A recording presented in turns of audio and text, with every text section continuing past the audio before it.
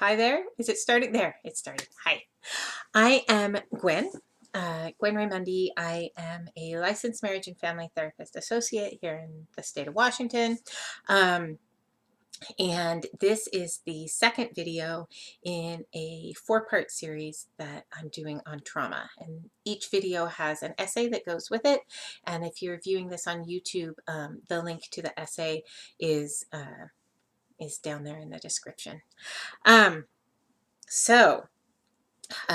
time I talked about the different types of trauma, and this time I am talking about the physiological effects of trauma, as well as and because of the physiological impact of trauma, why professionals, mental health professionals, medical professionals, any type of body worker needs to be trauma informed and needs to be aware on a very basic level. Not everybody needs to be an expert, but have a very basic understanding of trauma and how it does impact us and how we can be triggered, not through any fault of the practitioner, but just through the nature of whatever's happening, and then how to respond and how to help our clients come back, become present again, get grounded, calm down their nervous system, right? All of that. So as for the physiological effects of trauma, I listed a whole bunch of things in the essay. There's chronic pain, autoimmune issues, migraines, insomnia, chronic fatigue, what else? Inflammation, which goes with the autoimmune issues. There can be digestive issues, digestive system issues, reproductive system issues, all kinds. It affects every single part of our body, from head all the way down to toes. And it's important to recognize that the trauma that is in us is having an impact on our health, on not only our mental health, which I'll talk about next time, but also very much our physical health.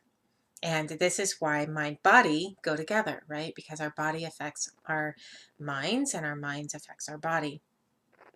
And how our brain is viewing what a particular incident informs our nervous system and how to respond. And our nervous system responds to what it's sensing through all of our sensory receptors all over our bodies. And our nervous system responds to that, and then that feeds our brain, right? That tells our brain what's going on. So it's very intertwined, our mind and body. And it's important to understand that long-term illness can come from trauma, can come from unprocessed trauma.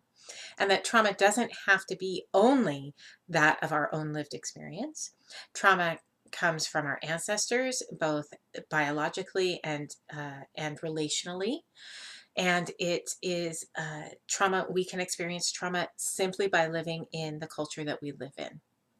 And depending on the color of our skin, depending on the gender we identify with, depending on our sexual preferences, depending on our socioeconomic class, depending on our education levels, right? All of these things, our culture has different psychological impacts on us, which are traumatic, right? We receive these messages that we aren't worthy and we don't deserve and that we aren't really fully human. You can't hear that message for too long without it having an effect. So, and our bodies respond. Bessel van der Kolk talks about this. Babette Rothschild talks about this. Peter Levine talks about this. Pat Ogden talks about this. Ron Kurtz talks about this, right? I mean, there's a long list of trauma specialists and somatic therapy specialists who are well versed and have done a lot of research and then connected to a lot of other research of how our bodies respond. And it's not only the automatic nervous system response to trauma, it's also how that then manifests when our nervous systems are in this highly activated state all the time.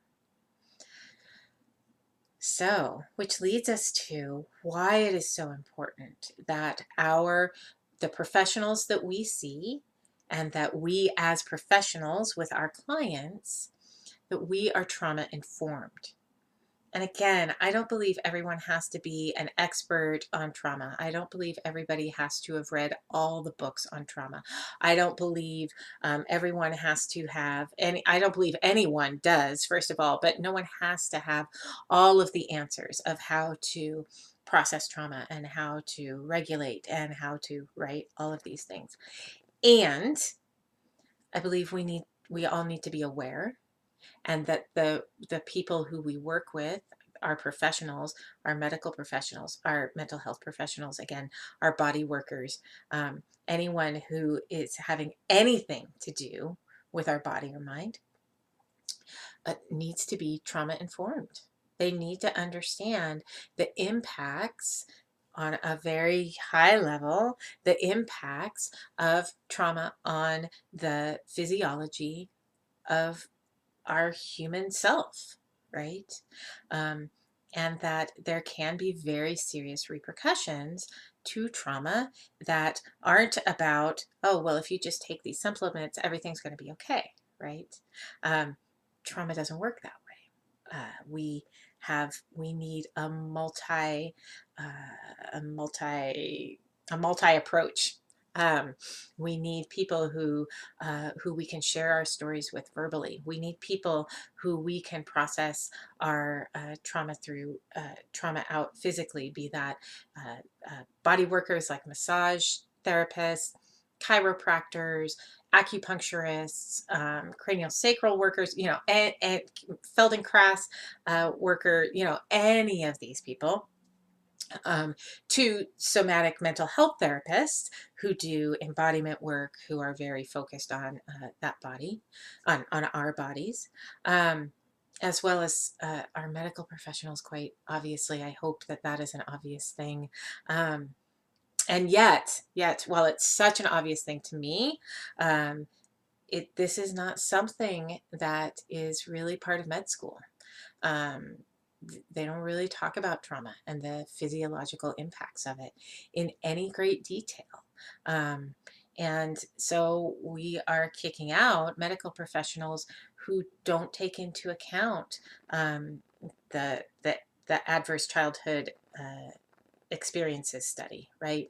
And how that's impacting their clients, either from past experience in their childhood or for the kids who they're seeing. We don't have professionals who understand that having an annual pelvic exam for a woman could be incredibly re-traumatizing for any sort of sexual violations she experienced, either in childhood or as an adult. They don't talk about this, right? And so it's important that we as clients, as patients, as consumers, be aware of what's happening in our own bodies and to be able to say no and stop.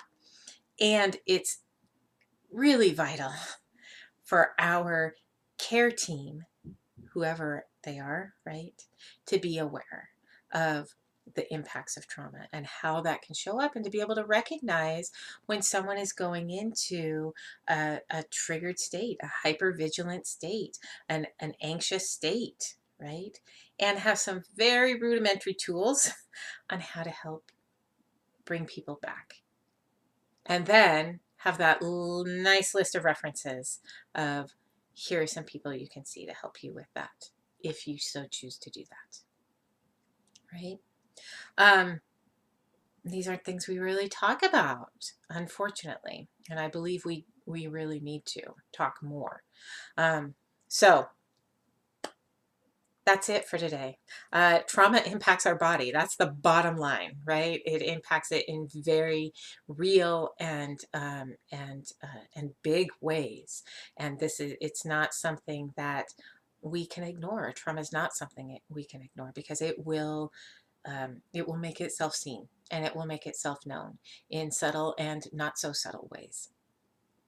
So again, this video series is part of a 4-part series, and part of the intention of this series is to introduce some of the topics that we'll be exploring in my trauma-informed embodiment program that begins on February 1st, and also to help spread the word about the sexual trauma support group that I am going to be offering, which also again begins on February 1st. So there's links to those too. If you're on YouTube, there's links to those down below. If you're seeing this on my blog, there's also links underneath. So sending you much love and peace and calm and trauma processing in 2018, and I'll see you again soon. Bye.